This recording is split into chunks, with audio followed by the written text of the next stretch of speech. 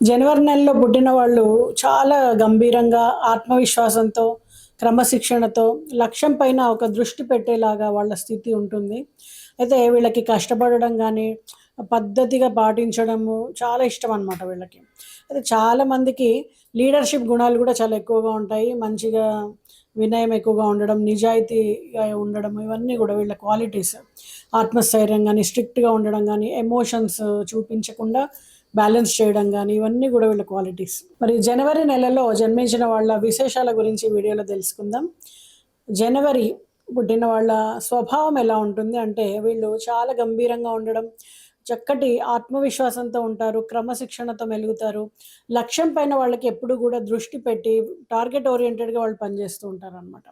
వీరికి కష్టపడడం గానీ, టైము పద్ధతిగా పాటించడం గానీ చాలా నచ్చుతుంది వీళ్ళకి.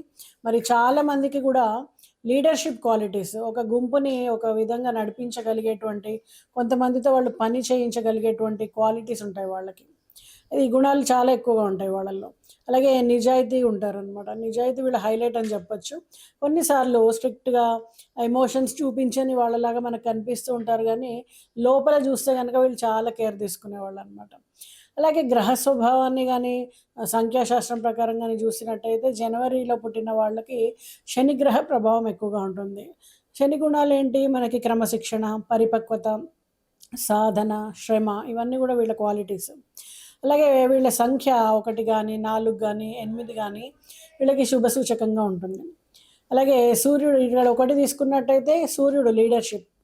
4 తీసుకున్నట్టయితే రాహు వింత ఆలోచనలు, ప్రయోగాత్మకంగా ఉండడము, కొంచెం ఎక్కడో ఆలోచనల్లో వీళ్ళు ఉండడము ఉంటుంది.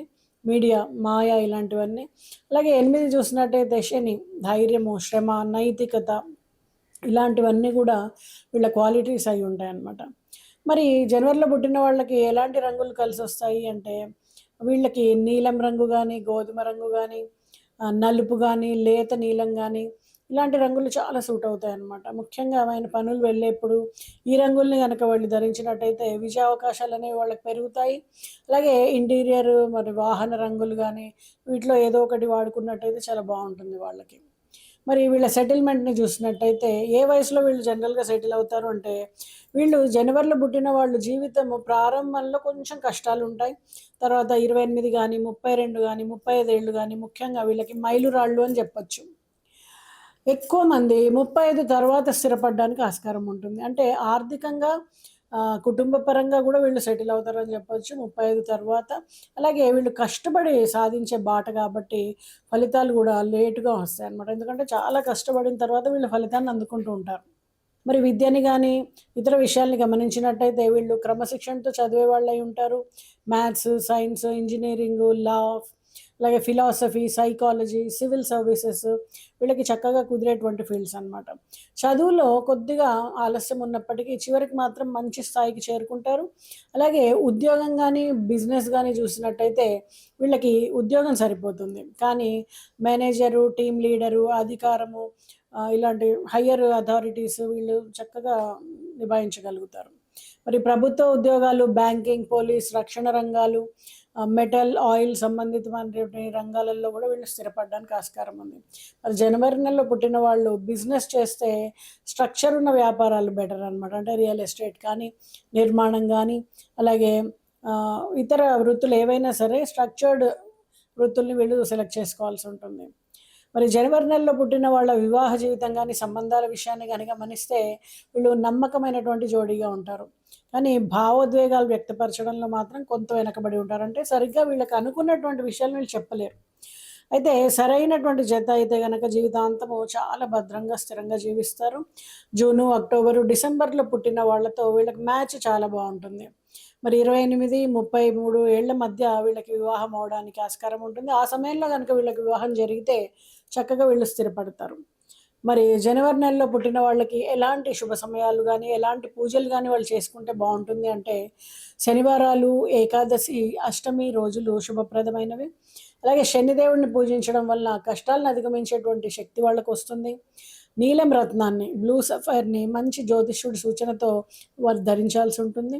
అలాగే హనుమాన్ చాలీసా గానీ, శనివారం ఉదయం దీపారాధన గానీ, ఇలాంటివన్నీ చేయడము, వెంకటేశ్వర స్వామికి పిండి దీపారాధన చేయడము, ఇలాంటివన్నీ గూడా వీళ్ళకి శుభ ఫలితాలనిచ్చేటువంటి అవకాశం ఉంటుంది. అలాగే జనవరి నెలలో ఇంకా చాలామంది గొప్ప గొప్ప వాళ్ళు పుట్టి ఉన్నారు. స్వామి వివేకానంద జనవరి 12, అలాగే మాతా అమృతానందమయి, మహర్షి రమణ, అలాగే భారతదేశ మాజీ రాష్ట్రపతి శంకర్ దయాళ్ శర్మ, వీళ్ళు కూడా శని ప్రభావం ఎక్కువగా ఉన్నవాళ్ళే. మంచి సద్బుద్ధి, ఆధ్యాత్మికత ఉన్నవాళ్ళు. అయితే మీరు గానీ, లేదా మీకు తెలిసిన వాళ్ళు గానీ జనవరిలో పుట్టి ఉంటే ఈ లక్షణాలు ఎంతవరకు మీకు వర్తిస్తున్నాయో చూసుకోండి. జీవితంలో ఏదైనా సరే రంగంలో కష్టపడి వస్తే గనక శని పూజ, నల్లటి రంగు దానాలు, హనుమాన్ చాలీసా పారాయణము, ఇలాంటివన్నీ చేయడం ద్వారా మన దగ్గర పనిచేసేటువంటి పని వాళ్ళని చక్కగా చూసుకోవడము, వృద్ధులైనటువంటి వాళ్ళని, వికలాంగుల్ని సేవించడము, వాళ్ళకి ఏదైనా ఉపయోగపడే పనులు చేయడము, వీటి ద్వారా అలాగే డ్రైనేజ్ క్లీనర్స్ వీళ్ళు కూడా వీళ్ళకి మనం సహాయం చేసినట్టయితే శని హ్యాపీ ఫీల్ అవుతాడు. దాని ద్వారా మనకి నిజమైన శ్రమజీవులు వీళ్ళందరూ గూడా. కాబట్టి మనకి చక్కటి సెటిల్మెంట్, జీవితంలో స్థితి, మంచి స్థితి అనేవి వస్తాయి. మరి మీరు జనవరిలో పుట్టారా? మీకెలాంటి ఫలితాలున్నాయి? మరి మీకు చెప్పిన వివరాలు మీకు మ్యాచ్ అవుతున్నాయా? కింద కామెంట్ రూపంలో మెసేజ్ చేయండి. నమస్తే.